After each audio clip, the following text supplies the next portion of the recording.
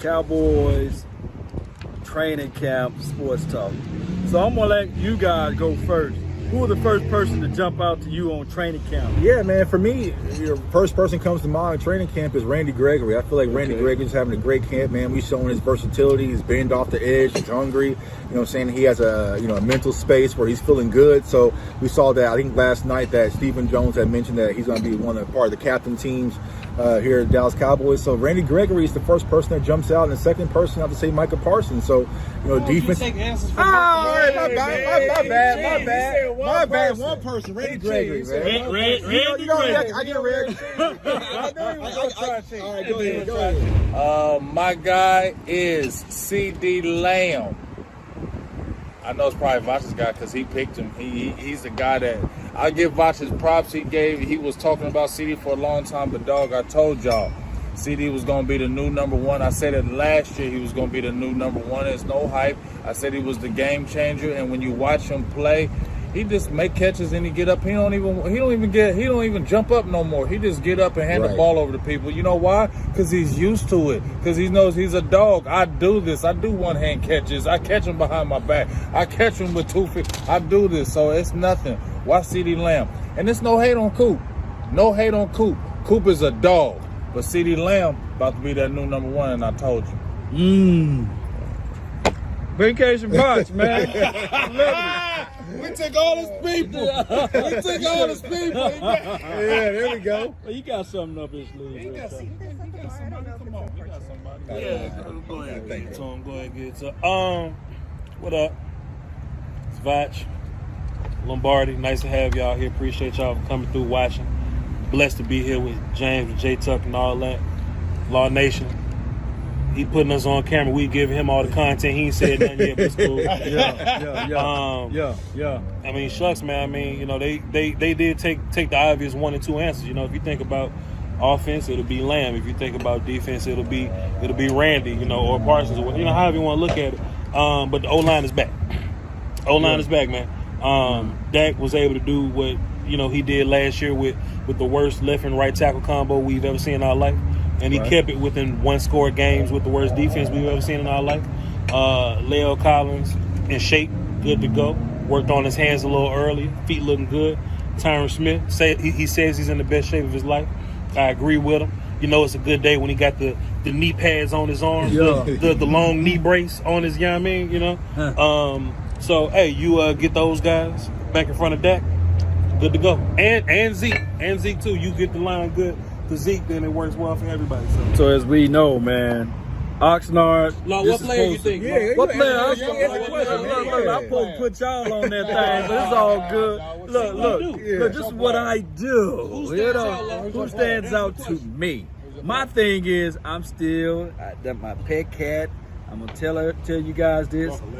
Boss Man Fat from Scottsdale, Louisiana. I'm telling you, man. And I ain't finna say no Diggs because I'm telling you, CD Lamb owned Diggs though. CD Lamb owned Diggs. You saw that catch today.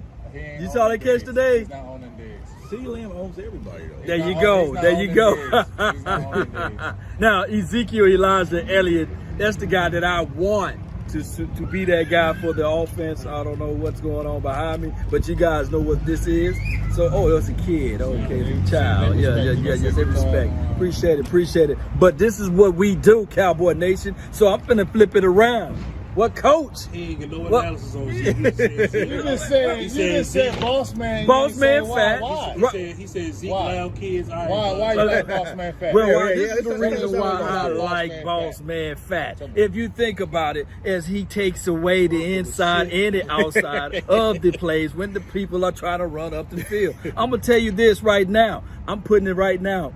Boss Man Fat, you look out for him because of his ability, like you said. He do got the best ability out there. He quick. You see that twitch out there, don't you see that? There you go. So everybody's talking about Nashawn Wright. Everybody talking about Amari's candidate and what he can do out there as far as this few training sessions. But I'm telling everybody, don't forget about number 24. And let's go back to Ezekiel Elliott, because everybody was saying that, hey, you didn't give the analysis of Ezekiel Elliott. Like I have to really give a breakdown of Ezekiel Elliott. And you know that he's 218 pounds. Zeke looks small when he gets through there, splits, get skinny, get upfield. I'm thinking, this is what I'm thinking. When you look at practice, they're utilizing him more, catching the ball down the field. Right. They're using him more in situations of being able to get that ball to him so that he can get out to the outside. So I'm looking at Kellen Moore going into, this is third year, right? Mm-hmm. Normally offensive coordinators flex out and show their muscles in third year. So hopefully we see Ezekiel Elliott back to 2016 Ezekiel Elliott. That's my thoughts on that. I'm almost out of breath. What other offensive coordinator next day muscling year 3? I just wanted to say. But I ain't gonna say it. I ain't gonna say it. Well, technically, I'll just answer. Technically, when you think about Kellen Moore and his offense, every year he's been top 10 at least, minimum. Even last season, they were still top 10, top 11, respectfully, right? So, and that's with a broken down in shambles type of offensive line and quarterback hurt. So I can only imagine what he's going to do this year. More season, more polish. We're not going to see reverse sweeps, hopefully, in the red zone. You'll see something. Yeah, still going to see something. You'll see what it is. They're going to try with CD. All right, so what player do you have your reservations on? Reservations? Yeah. I mean, I would have to say, Going to say Boss Man Fat? I don't got no reservations with Boss Man Fat. I would say DeMonte Casey. I would say DeMonte Casey as of right now, because bringing in Malik Hooker, it's going to be interesting to see what Dan Quinn does as far as having Casey back there at the free safety position. But now you got Malik Hooker back there as well. I think is more dynamic than DeMonte Casey. And so I kind of, hesitant about seeing what he's going to bring. Now he does have some versatility where he's able to create turnovers, what we desperately need. But I would say DeMonte Casey would be my guy I have reserves about. I'm going to say one. You know what I'm saying? I'm going to say one. I'm going to say one right now. You know what I'm saying? Yeah. DeMonte Casey. Week 1, day 1, you think he would be the starter, or will it be a flex of Malik Hooker getting out there, or will it be a Donovan Wilson as that free, or are they going to kick Donovan Wilson primarily at that strong? I think if everything checks out with Malik Hooker, I think Malik Hooker will be our day 1 free safety, and then you'll have Donovan Wilson out there over KZ at the strong safety. So I think that Donovan Wilson and Malik Hooker will be our 2 safeties going into Tampa, and then KZ will kind of be that role, as an insurance policy in case something goes wrong with Malik Hooker. Okay. Yeah. So all of this stuff, like with the Israel, Mukwamo, he's a No. project. McQuamu's going to be a project. We saw a lot of reps today from J-Ron Curse, but I still think that, as far as the pipeline is concerned, as far as the depth chart, I think he's maybe the 3rd option. We did see some Darian Thompson out there today, but hopefully he'll be gone by the time season starts, to be honest with him, keep it a buck. But I think that Malik Hooker and Donovan Wilson will be our 2 starting safeties to start the season off. Damn, good stuff, man. Who's your reservation guy, man? Carlos Watkins. Why is he starting? I don't know. I think Brent Urban probably started today. I don't know why they and I heard Stephen Jones saying they like what Carlos Watkins is doing. I got my reservations on him. I didn't even have him on the roster making the final 53, 55, because I feel like there's too many other players that are dynamic than him. When I watch him, I don't see any kind of impact when I watched him, in the middle. They said he was quick off the ball, but he was coming high as hell when he was coming quick off the ball. He wasn't getting a lot of penetration. When I seen them put the rookies in, Bohanna and Osa, they would get more penetration up the middle than Carlos Watkins. So I don't understand what they were hyping him up for, maybe Stephen Jones, but in my opinion, I got serious reservations about Carlos Watkins even making a roster, and I think Brent Urban should be the guy should start, and you should rotate them rookies from that point, but that's my guy. Man, that's good stuff, man. I don't even have no counter rebuttal to that. But let me go to the infamous Voch Lombardi. Vacation Voch. Vacation Voch. We only got 2 more times to take it over to him. Sunglass Voch. Hey, y'all be sure, man. Y'all check this out when it's uploaded. It's $10,000 a minute. Woo! Y'all got to get some donations to help elevate this thing, baby. Donation. I appreciate the kind of words. I ain't shit, but like when we say reservation, I don't want to just chalk reservation up to this player might be trash. I mean, I don't want to say that. Right. But I just want to reserve my fandom or reserve my hype. I just want to reserve and just see first. And that's Dan Quinn. Now, I think Dan will get it done. I think Dan will be better than the last two administrations. I think just rolling out the bed, Dan Quinn, whatever. But we just ain't seen it. And even when we look at Chris Shaw, hey, Chris, just be better than Rod. Right. And he didn't do it. Then we look at Mike Nolan and say, yo, Mike, just be better than Chris. And he didn't do it, you know what I'm saying? 3 times the charm. So, we'll hope Dan Quinn can put it all together. And I think he will. I just got to see it. It's just not a sure thing like, Dak top 5. Right. I feel sure about that. I feel sure about Tyron. I feel sure about CD and, the whole wide receiver. I feel sure about Randy D-Law. I just want to see Dan Quinn first. Let me ask you this, Vach. What's your thoughts about Dan Quinn coaching from the press box, as you mentioned yesterday? Not being down the field. We was getting on the Mike Nolan's ass about this. So I think Mike Nolan generally has a disconnect with people anyway. You know what I'm saying? So you would think he needs as much people as he can because he's not good with them. You know what I'm saying? Right. But if Dan Quinn gets all the work done through the week, and if he just sees it better, then fine. Because every good coordinator I've ever seen, they looked in the press box because they just get the look down view on it. Play callers like to sit down by them. You know what I mean? But you see it so much faster from the press box. It's like you're playing chess almost, right? So if Dan puts in the work through the week, Georgia was going to be there to help out. You know what I'm saying? All the downfield stuff or whatnot. They'll have the technology or whatnot. We ain't got to do much. Let me ask you this, just by what Jay Tucker's saying, that I think it may be more of people was frustrated with Nolan being in the press box because it was already that disconnect with the players already. So him going in the press box was already further disconnecting them. So with Dan Quinn maybe being closer to the players and having more of the camaraderie with the players, maybe it's easier for him to go into the press box because now there's that connect already with the players and the coach.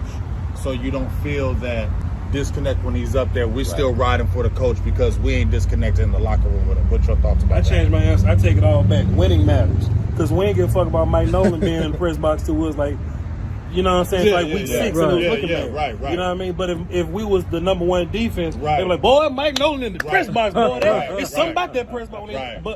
Or if you know what I'm saying, if you down and you winning, boy, it's something about being close to the play. It's just winning is what matters at the end of the day. And we flipped out about Monty Kiffin when he was up there, though. Yeah. Monty Kiffin was up there asleep.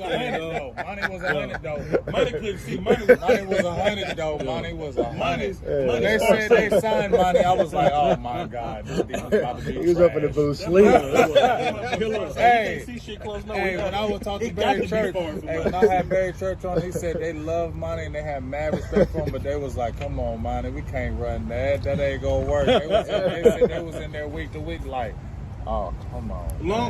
As long as they win, Dan Quinn can call plays from the crowd, from the referee booth. He can call that motherfucker from the house. As long as we win, it's all good. But I feel like Dan Quinn, he won't even allow it. He like to have his hands on it. Put it on you, Yeah. He like to have his hands on it. You guys see me. He like to have his hands.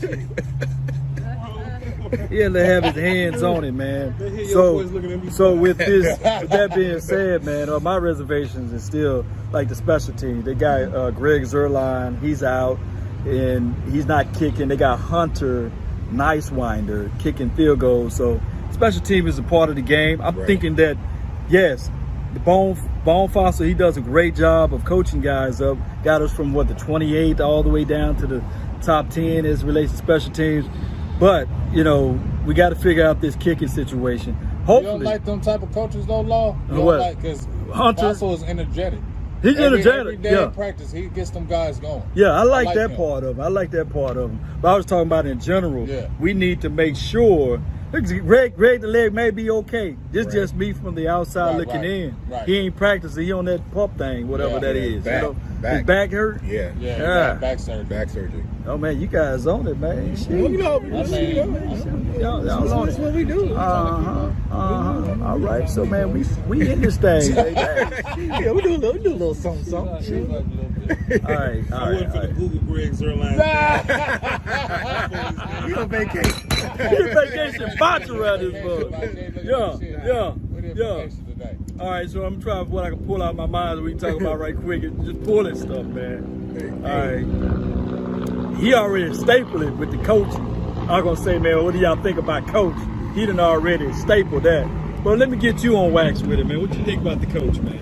Defensive side. Dan Quinn, I feel like what you're seeing, the Dan Quinn impact already, man. You're seeing that Dan Quinn simplify things. You're seeing the player fly around. Like I said today in my earlier video, like the team speed defensively has gone up a notch. And I feel like that's due to Dan Quinn simplifying the scheme, the 4-3 under. You're not seeing the players think as much as they was last year, right? You're not seeing, my responsibility, whose man was that? Like, it's simplified for him. So he's putting players in position to do what they do best, whether it's LVE, Parsons, Randy Gregory, and the list goes on and on. So you're seeing that Dan Quinn impact earlier already, but of course we got to see that translate to Sunday. But as of right now, I'm feeling confident about what Dan Quinn's brings to his defense. Because like I said, you really just need to be top 15-ish defense. We don't need a top 10 offense and top 10 defense, though it'd be nice. I feel like if they can just meet us halfway what we already have offensively, the Dallas Cowboys going to be in contention. So, I'm all for Dan Quinn, but we'll have to see it, once the season starts.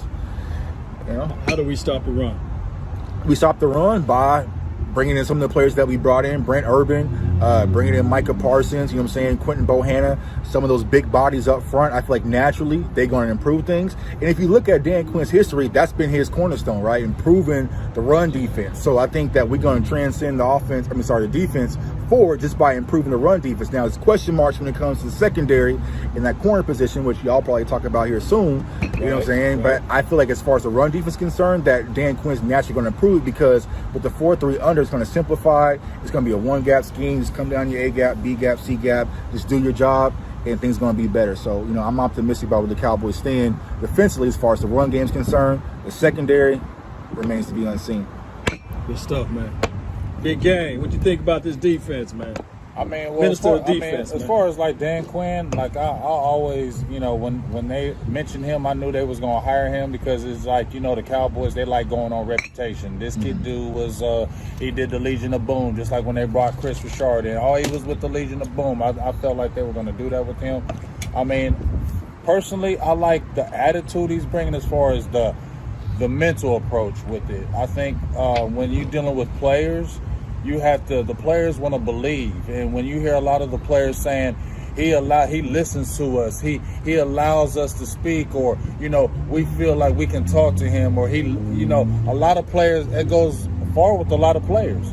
And I feel like that's what Dan Quinn is doing, and I feel like that's going to be the key to the defense more than anything else, because communication is always the key in defense, right? And was one of the biggest problems with Dallas Cowboys on their defense, communication, right. Communication breakdowns on the back end, communication breakdown with the linebackers, etc. It's been all a problem with communication. How many times we've seen Cowboys defensive players in bad positions, in the wrong positions? We're like, why is he there? Why? Because bad communication. I think that's the thing I think Dan Quinn is going to clear up. And I think that's the thing that'll get me a little bit excited about this, is getting the communication factor down with and having the team with one mind and one accord. Because when everybody's playing with one thought and one mind, that's when you see your defense go from here to here. That's when you see it go from 29th to the 15th or the 10th. That's when they go up, when they're playing with one mind and they're all communicating and playing together. And I think that's what I've seen so far from Dan Quinn that gets me happy or excited about it, the communication factor. And I think that's what he's going to bring to the table. And I've seeing that has got me a little bit excited about that. With that, are you drinking the Kool-Aid? I'm sipping the Kool-Aid. I'm definitely not drinking that shit. I'm not going to drink no Kool-Aid for the team this whole year. It's still we'll see. It's still a we'll see approach, because how many times have we got excited and we was excited last year, right? We got Mike McCarthy, we got this, we got that, and guess what? We fell win on the our fucking faces. Super Bowl, James. Hey, that's not Kool-Aid. Hey, say that. I'm not drinking that Kool-Aid. sugar, I'm not drinking that Being a Kool-Aid. coward, sir. Okay, that sugar. Stand up on it, huh? That's fine. Stand up on it. By the time we get to week 8, ain't finna be no. All right, we look good. I guess I'll start going for them now. No, I'll I'm not drink, gonna do I'll that. drink some Kool-Aid No, I'm now. not gonna drink no, sir. Pick your side now. Hey, I love my boys, but it's still going to be the Will See approach. For me, years I've been I let mean down. this. I'm telling you. I mean, Where we I'm gonna telling be, where you. we gonna be ranked at? As far as what, defensively? Defense, yeah. I mean, that's going to be tough. Like, I got to see the preseason. stand I on gotta see. something, James. Where All will we right. where will we Believe in rank? something. Where will we I rank will in say 19? this. Okay, with Dan Quinn, we were what 29th? You mean with Nolan last year? Yeah, with Nolan last year. 30. 30th, 29th. 32, 31st. I would definitely feel like he would bring this defense to that top 15. Right. It could get there, but we got to see.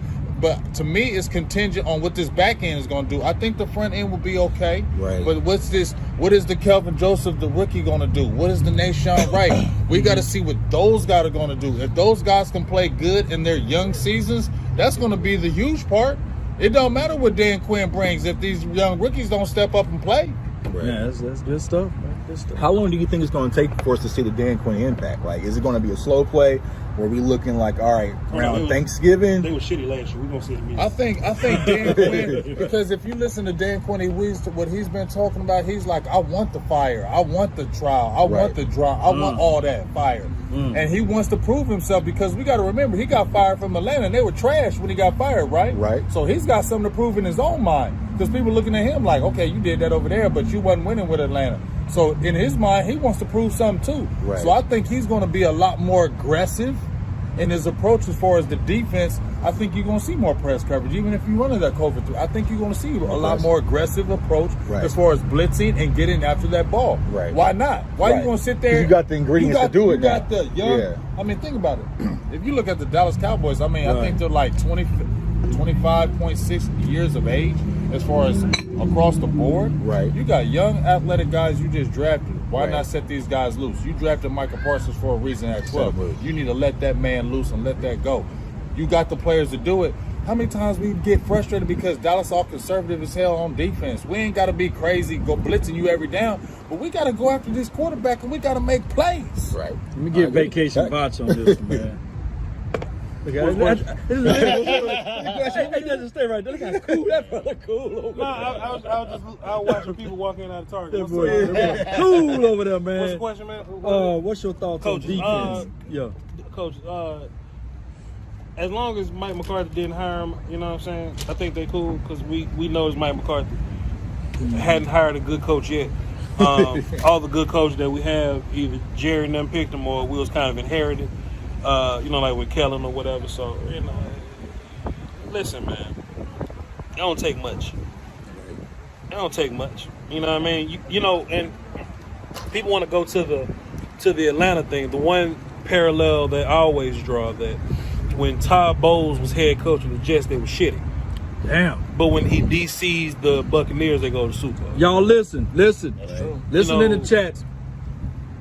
You want to talk when we talk? No, you know. I know you talking, but I just gotta pop it up. Dan said in his first press conference, the first long one, is he enjoys knowing where his feet are.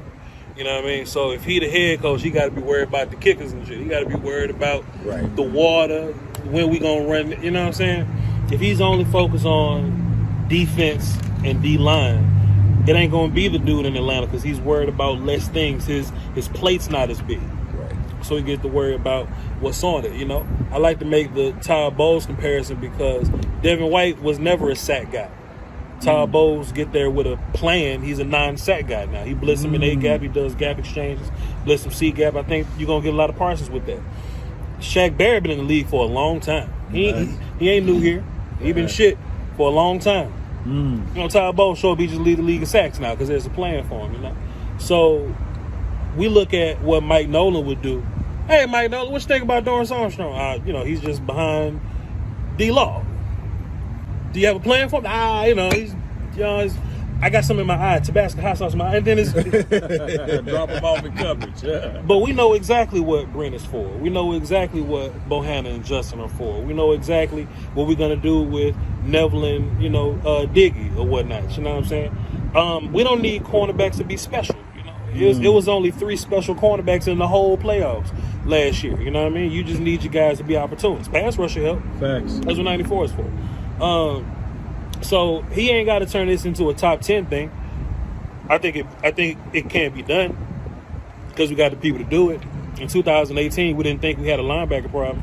We didn't think that Anthony Brown was bad. You know, Jordan Lewis in the Saints game, we thought he was a fucking deployable weapon against any running back that catch passes.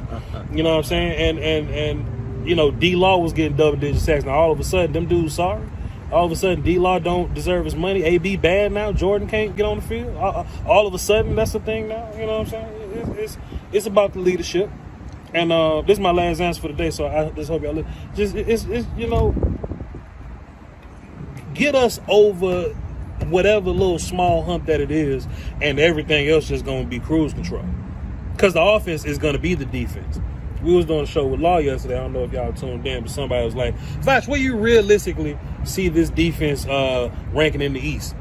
And, you know, talent-wise, we may not be better than everybody else, but they don't have 4 in 21 and 88 and 19. You know what I'm saying? Right. So if we put pressure on defenses properly with our offense, they're going to have to take themselves out of their element to play catch-up with us. And that'll help our defense as well, you know. Hopefully we get the run game back going. People think Zeke's sorry. Zeke ain't never had a year outside the top 10, but he's sorry now. You know what I'm saying? So it ain't going to take much, man. I don't even know if I'm answering your question. I just had this on my mind. No, man, right. And I just wanted to say it. You know what I mean? Yeah. I just wanted to say it. So as long as everybody healthy, man, we good to go.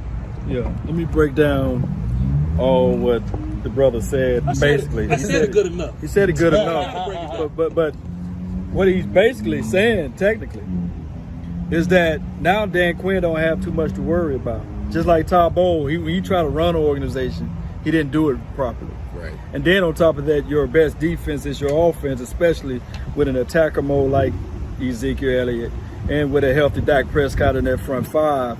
It's going to force the opposing teams to play better. And when you think about it, the Washington team, it took them forever to beat us last season. It was 17-17. Right. Like he mentioned that the other day. Going to halftime. And that was going into halftime with what we had, Andy Dalton or somebody, you know. So we had guys that didn't really make anything happen. But now we got that, Cowboy Nation. So this was a great conversation. Great, wonderful time out here in Oxnard. I really appreciate everybody for watching this entire episode up to this point. Be sure to check out this guy channel. Tell them where to go. And Yeah, you can follow me on Twitter at jtuck151 and my YouTube channel, Cowboys Fans Only. And also go to cowboysfansonly.com for your merch, man. CFO gang in the building. Ooh, got the merch. Got the merch, I like man. how you said CFO gang in the building. Hey, yo, what's up? Big Game James in the building. Hey, don't even look at Silver and Blue Nation no more. That's going away as soon as I come back to Ohio, you know what I'm saying? So ain't gonna be no more Silver and Blue Nation, be strictly Big Game James. Make sure you go cop that. We're gonna get all that stuff popping here soon. Big Game James, go holler at me, YouTube, Twitter, all that good stuff. Yeah. And last but not least, Everybody watch. I promise I'm not Hollywood. I'm just on vacation. And they dragged me out here. To talk. So I mean, I don't want y'all to think no kind of way. I'm just tired. Practice was hot and sweaty and shit. Hey man, Vash Lombardi, man. Thank y'all for tuning in. I love you. Appreciate it, Vash Lombardi. Everything. Salute. Yes, dude. Yes, indeed, man. Y'all be sure, man, to hit everybody's channel and subscribe. Be sure to hit that like button, share this content, let a friend, neighbor, foe know where to go when they want to tune in to Cowboys Sports Talk and beyond. And remember, you're listening to nothing but the best. Go Cowboys.